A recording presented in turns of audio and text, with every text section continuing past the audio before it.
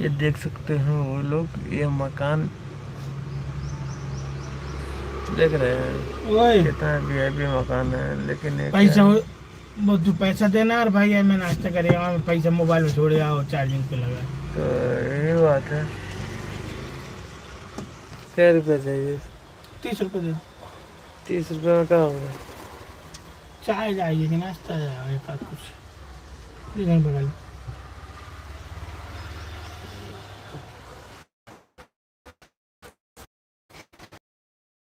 Phone में बड़े हैं और मोबाइल में रखे हैं, मोबाइल चार्जिंग पे लगाया भूलिए।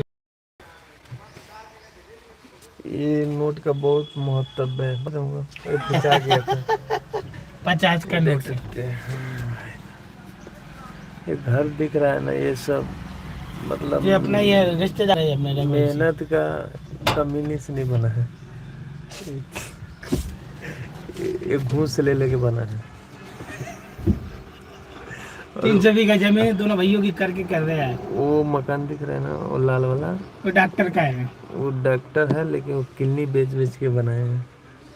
ये डॉक्टर जो है ना, ये जमीन इनके पास दो 300 बीघा दोनों भाई की कर रहे हैं अकेले। ऐसा सेटिंग है सब यहाँ पे। ऐसा तो सेटिंग कर करके तो